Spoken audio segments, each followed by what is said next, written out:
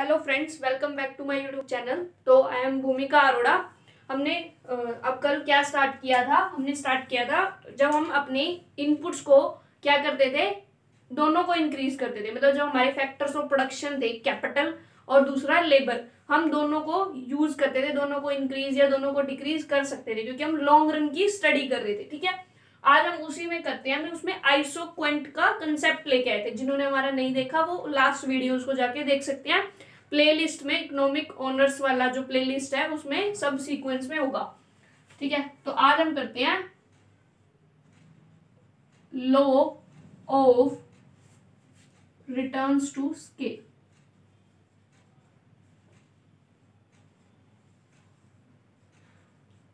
सो ये law of returns to scale क्या होता है? देखो, law of returns to scale हमने जब शॉर्ट रन की स्टडी की थी, फैक्टर ऑफ प्रोडक्शन हमारा एक फिक्स था, दूसरा क्या था? वेरिएबल। वेरिएबल था हमारा लेबर और फिक्स कौन सा था? हमारा कैपिटल था।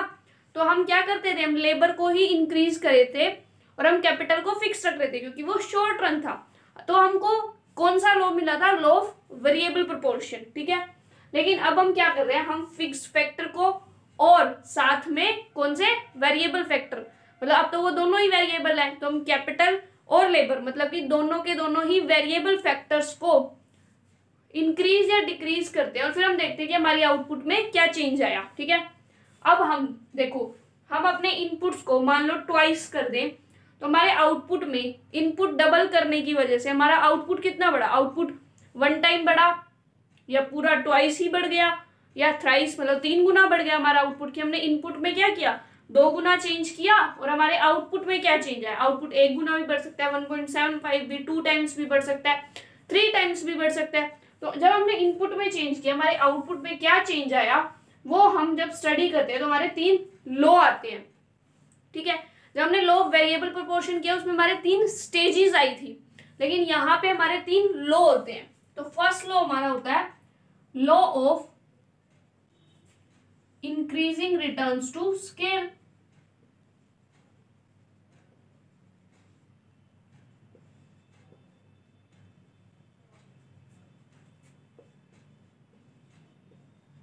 ठीक है, दूसरा हमारा होता है law of decreasing returns to scale.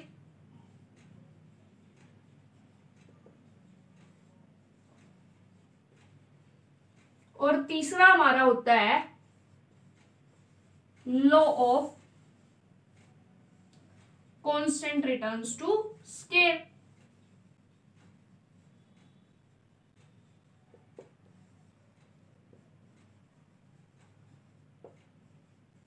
अब ये तीनों लोग क्या होते हैं डिटेल में तो हम इनको डायग्राम के थ्रू करेंगे, लेकिन अगर हम एक बेसिक इंट्रोडक्शन लें तो हमारे तीनों लोग क्या होते हैं? देखो, हमने क्या किया कि हम कुछ इनपुट्स लगाते हैं और तभी हमें कुछ क्या मिलता है? आउटपुट मिलता है।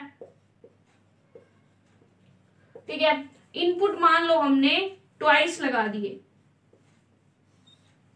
इनपुट हमने क्या करे? ट्वाइस कर दिए, 2 गुना कर दिए, ये 2 मल्टीप्लाई का साइन है। ओके, इनपुट्स को हमने क्या कर दिया? ट्वाइस कर दिया। इनपुट हमारे क्या है? लेबर है और कैपिटल, हम दोनों को ट्वाइस, मतलब जितना हम पहले यूज कर रहे थे अब हम उससे 2 गुना। मान लो 10 लेबर 10 कैपिटल यूज कर रहे थे, तो अब हम 20 लेबर और 20 कैपिटल यूज करेंगे। मतलब हमने अपने इनपुट्स को ट्वाइस कर दिया।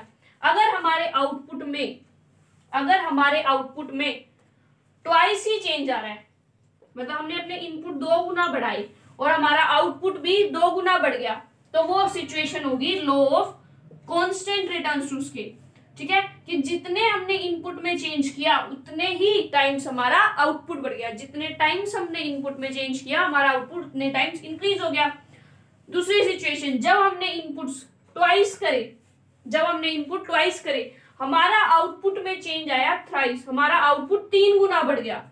इनपुट हमने 2 गुना लगाए और आउटपुट हमारा 3 गुना बढ़ गया, मतलब ज्यादा। तो ये कौन सी सिचुएशन होगी? Law of increasing returns to scale.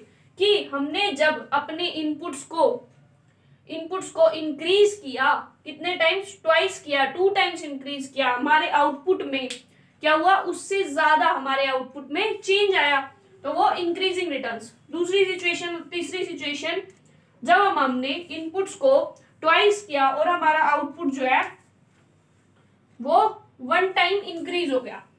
हमने इनपुट्स क्या लगाए ज्यादा, आउटपुट क्या आया कम, मतलब आउटपुट बढ़ा तो है लेकिन उतने टाइम्स नहीं बढ़ा। ठीक है, तो हमने इनपुट जितने टाइम्स हमने इंक्रीज किया हमारा आउटपुट इंक्रीज हुआ, बट उससे कम टाइम्स इंक्रीज हुआ। मतलब जैसे हमने ट्वाइस लगाया तो हमारा ये 1 टाइम आउटपुट, जैसे हमारा मान लो इनपुट हम 10 लगा रहे थे, ठीक है, तब हमारा प्रोडक्शन था 100 यूनिट का।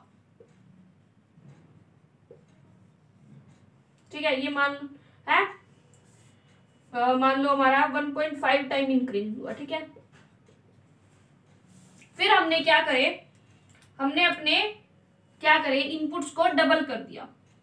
इनपुट्स को हमने डबल कर दिया, तो हमने 20 लेबर और 20 कैपिटल कर दिया। ठीक है, पहले हम 10 लेबर 10 कैपिटल यूज कर रहे थे, अब हमने उनको डबल कर दिया, 20 लेबर 20 कैपिटल। आउटपुट 100 यूनिट था जब हम 10 लेबर 10 कैपिटल। जब हमने इनपुट डबल किया, हमारा आउटपुट क्या हुआ 150 यूनिट का हो गया। ठीक है, तो ये हमारा किस चीज को शो करता है कि जब हमने अपने इनपुट्स को इंक्रीज किया हमारा आउटपुट उतने टाइम्स इंक्रीज नहीं हुआ, उससे कम टाइम्स इंक्रीज हुआ जितना कि हमारा हमने इनपुट्स इंक्रीज किए। तो वो सिचुएशन होगी लॉ ऑफ डिक्रीजिंग रिटर्न्स। ठीक है, ठीक है, ये 1 टाइम तो इंक्रीज हो नहीं सकता क्योंकि 1 टाइम तो 100 का 100 ही आ जाएगा, सॉरी।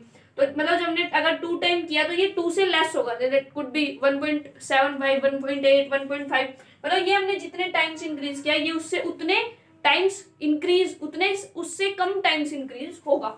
ठीक है, अब हम इसको ग्राफिकली करके देखते हैं। सबसे पहले हम करते हैं law of increasing returns to scale. ठीक है, हम इसमें आइसोक्वेंट कर्व बनाएंगे and we will do through diagram.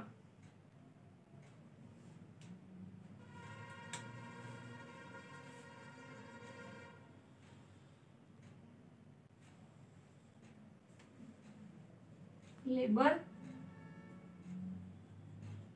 Capital, this is y axis, x axis, origin. ठीक है,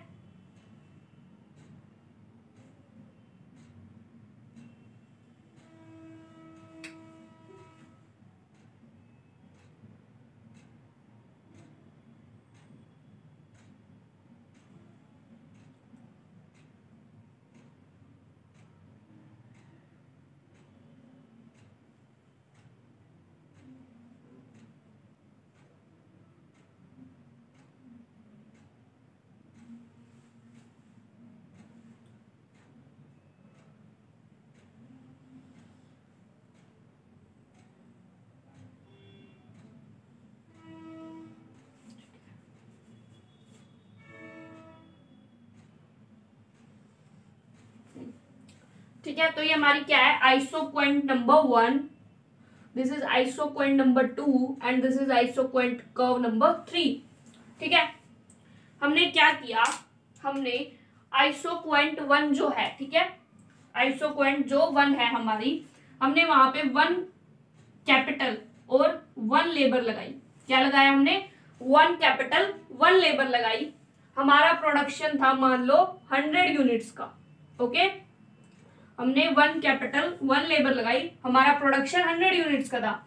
हमने क्या किया, हमने कैपिटल को डबल कर, हमने अपने इनपुट्स डबल कर दिए, मतलब हमने लेबर भी डबल कर दी, कैपिटल भी डबल कर दी। तो अब हमने क्या किया 2K कैपिटल लगाई, 2L लेबर लगाई, और हमारा प्रोडक्शन यानी कि Q2 पे जो प्रोडक्शन हुआ वो 300 यूनिट्स हो गया। देखो हमने क्या किया, हमने इनपुट्स को डबल किया, 1K से 2K 1L से 2L, हमने इनपुट्स डबल किए, लेकिन हमारा आउटपुट क्या हो गया थ्राइस 3 गुना बढ़ गया। तो हुआ ना इंक्रीजिंग रिटर्न, जितने हमने इनपुट लगाए हमारा आउटपुट उससे ज्यादा हुआ।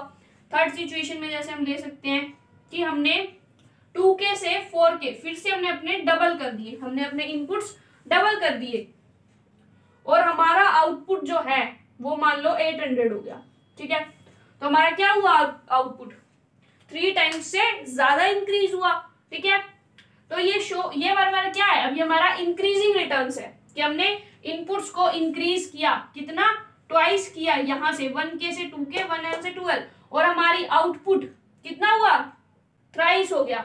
सेम आगे, ठीक है। तो ये हमारा क्या है, लॉ ऑफ इंक्रीजिंग रिटर्न्स की, जब हमने अपने इनपुट्स को जिस रेट से इंक्रीज किया, जितने टाइम्स इंक्रीज किया, हमारा आउटपुट उससे ज्यादा टाइम्स इंक्रीज हुआ, तो वो होता है हमारा इंक्रीजिंग रिटर्न्स।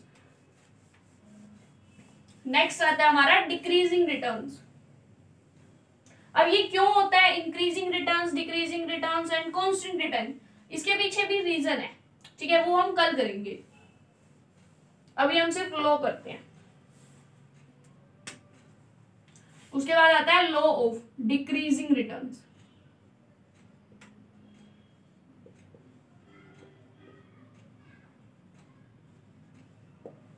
ठीक है, law of decreasing returns to scale. Again same diagram होगा ऑलमोस्ट, बस हमें आउटपुट और इनपुट्स का वो दिखाना होता है कि हमने इनपुट को तो जितना लगाया हमारा आउटपुट क्या हुआ, उससे कम आया।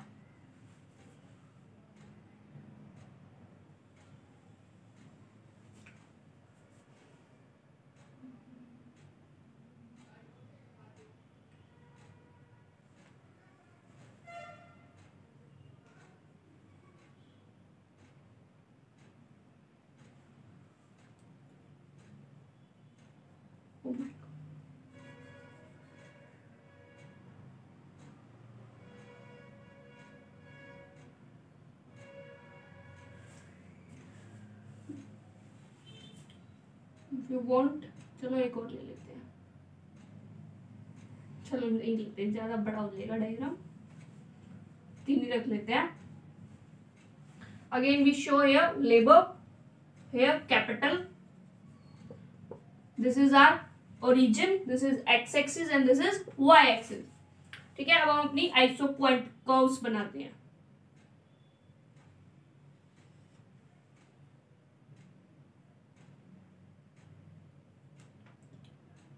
This is our isoquant number 1.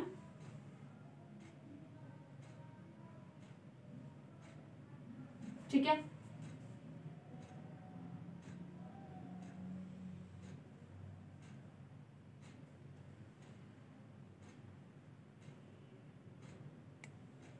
this is our isoquant number 2.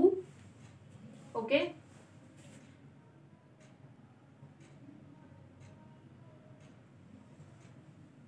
Sorry गलत बन गई। ठीक है, क्योंकि हमारी जो है ना आपस में पैरेलल जानी चाहिए बिल्कुल, आइसोक्वेंट कर्व्स हम जो बना रहे हैं।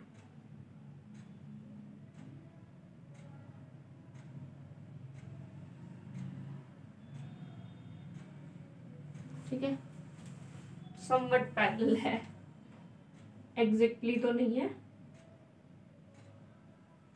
ठीक है, तो हमारी ये मान लो आइसोक्वेंट नंबर 3 हो गई। This is isoquant 1, isoquant 2, isoquant 3. Take it A point. चलो दूसरे मार्क करते हैं। ये हमारा A point हो गया, this is B point हो गया, this is C point हो गया। ठीक है, अब हमने यहाँ पे क्या करना है कि हमने 1K एंड 1L क्या लगाई, एक हमने कैपिटल लगाई, एक हमने लेबर लगाई। हमें 100 का प्रोडक्शन हो रहा था, कितना, 100 यूनिट्स का। हम क्या लिखते हैं, Q1 इज इक्वल टू 100। ठीक है, Q किसको शो करते हैं, हमारी आउटपुट को। ठीक है, तो Q हमारा आउटपुट, यानी 100 यूनिट्स का प्रोडक्शन था जब 1K 1L।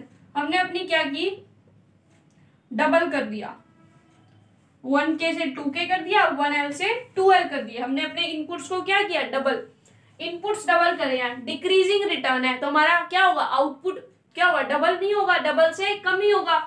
मान लो हमारा आउटपुट हो गया 150, Q2 इज 150। ठीक है, तो ये किसको शो कर रहा है, डिक्रीजिंग रिटर्न्स को, कि हमने इनपुट को तो डबल किया लेकिन हमारा आउटपुट 1.5 टाइम्स ही इंक्रीज हुआ। ठीक है, इनपुट हमने क्या किए, इनपुट्स हमने डबल कर दिए लेकिन हमारा आउटपुट में कितना चेंज आया, 1.5 टाइम्स। ठीक है, तो हमारे ये किस चीज को शो कर रहा है, डिक्रीजिंग। चलो थर्ड सिचुएशन भी लेते हैं। ठीक है, अब हमने अपने इनपुट्स को फिर से इंक्रीज किया, ये हम कितना कर रहे हैं, 1.5 टाइम्स इंक्रीज कर रहे हैं। ठीक है, हमने अपने इनपुट्स को 1.5 टाइम्स इंक्रीज किया।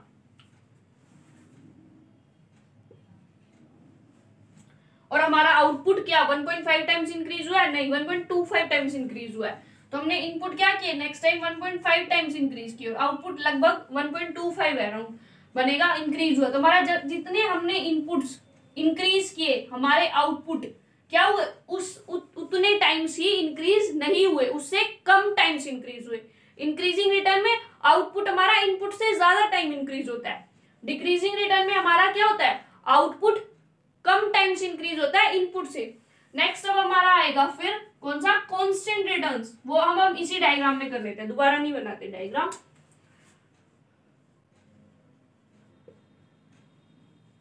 आप खुद भी बता सकते हो। तो कांस्टेंट रिटर्न में क्या चेंज होगा कि हमने इनपुट्स को क्या किया, ट्वाइस, 1k से 2k, 1l से 2l, तो हमारी आउटपुट क्या होगी, वो भी ट्वाइस हो जाएगा। ठीक है, हो गया। जब हमने अपने इनपुट्स को क्या किया, डबल, 1k से 1l, मतलब सॉरी 1k से 2k और 1l से 2l, हमने अपने इनपुट क्या कर दिए, डबल, हमने अपने इनपुट्स को डबल कर दिया, तो हमारा आउटपुट भी क्या हो गया, डबल। तो जब हमारा जितना हमने इनपुट इंक्रीज किया उतना ही हमारा आउटपुट इंक्रीज हुआ, तो वो क्या है, कांस्टेंट रिटर्न्स। फिर हमने अपने इनपुट्स को 2k 1 से 3k किया और 2l से 3l यानी 1.5 टाइम्स इंक्रीज किया और हमारा आउटपुट भी 1.5 टाइम्स ही इंक्रीज हो गया। तो ये कौन सी सिचुएशन है, ये सिचुएशन है कांस्टेंट रिटर्न्स की। ठीक है, ये कौन सी सिचुएशन है, कांस्टेंट रिटर्न्स की। तो आई थिंक आपको अब law of returns to scale तो क्लियर हो गया होगा। अब हम इसकी बात करेंगे कि ये क्यों होता है, लॉ ऑफ इंक्रीजिंग रिटर्न्स क्यों होता है, डिक्रीजिंग रिटर्न्स क्यों होता है, कांस्टेंट रिटर्न्स क्यों होता है। So we will do that tomorrow, हम वो कल करेंगे। So thank you so much guys for watching my video. Please like, share and subscribe, और जितना हो सके आप अपने फ्रेंड्स को शेयर करें। बाय।